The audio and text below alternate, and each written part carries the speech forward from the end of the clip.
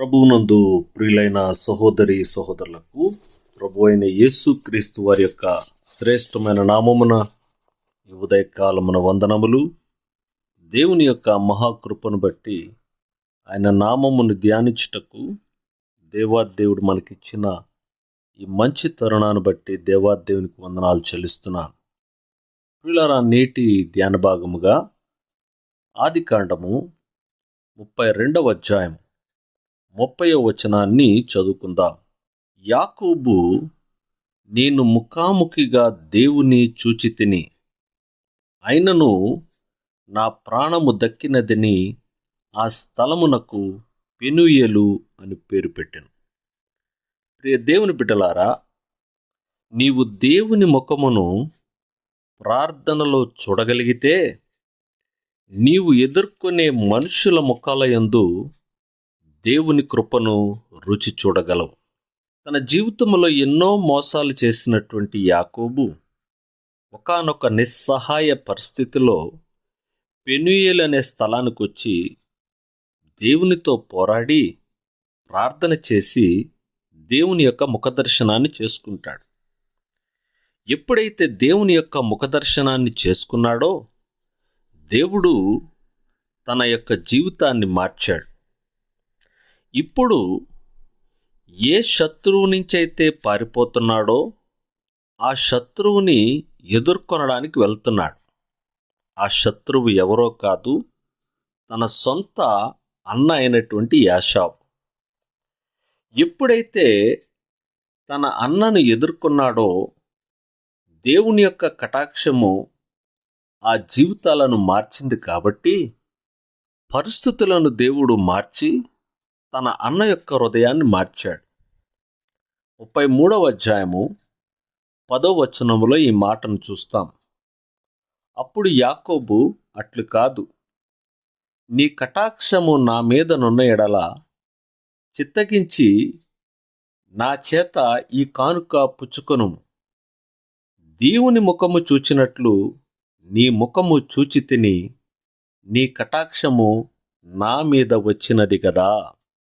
మోసగాడైన యాకోబు దేవుని ముఖమును దర్శించిన తరువాత ఎటువంటి మార్పును చూడగలిగాడు? క్రూరుడైన తన అన్నయ్య అయిన యాషావు ముఖములో కృపను చూడగలిగాడు. ఒకసారి సరిగ్గా ప్రార్థనలో మనం దేవుని ముఖాన్ని చూడగలిగితే మనము చూసే ప్రతి ముఖములో లేక మనము ఎదుర్కొనే ప్రతి మనిషి ముఖములో దేవుడు మన ఎడల కృపను చూపించగలడు. యాషావును దేవుడు మార్చిన తర్వాత పరిస్థితులు మారిపోయాయి. ఎలా మారిపోయాయి? దేవుడు యాకోబును, అనగా మోసగాడైనటువంటి యాకోబును ఇశ్రాయేలుగా మార్చడం మాత్రమే కాదు, తన వైరి అయినటువంటి తన అన్నైనటువంటి యాషావు హృదయములో కూడా ఆ మార్పును తీసుకురాగలిగాడు.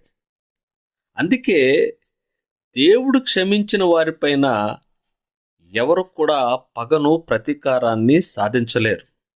దేవుడు విడుదల చేసిన వారిని నువ్వు స్వీకరించవలసిందే.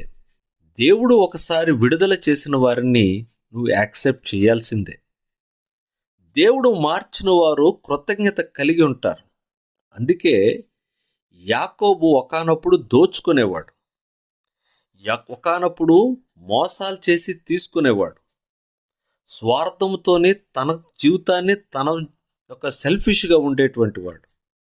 ఎప్పుడైతే దేవుడు యాకోబును మార్చాడో దోచుకునేవాడు ఇప్పుడు ధారాళంగా ఇచ్చేవాడు అయిపోయాడు.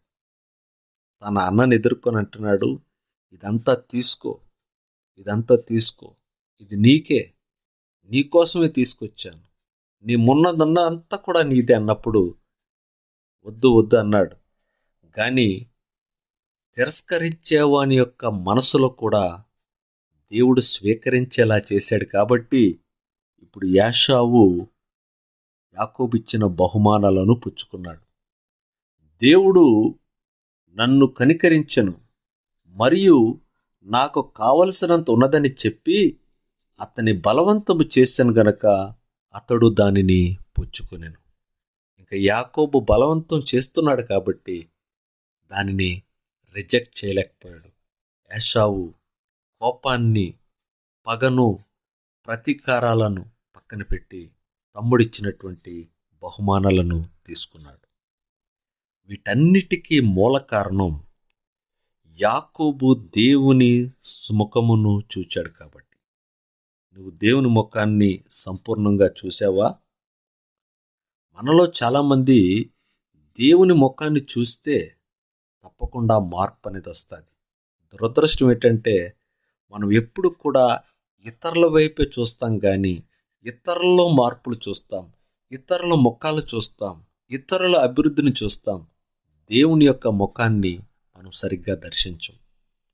ఇన్ని సంవత్సరాలు లాబాను ముఖం చూశాడు, తల్లి అయిన రెబెకమ్మ ముఖం చూశాడు, తండ్రి అయినటువంటి ఇస్సాకు ముఖాన్ని చూశాడు, తన తోటివారి పనివారి ముఖాలు చూశాడు.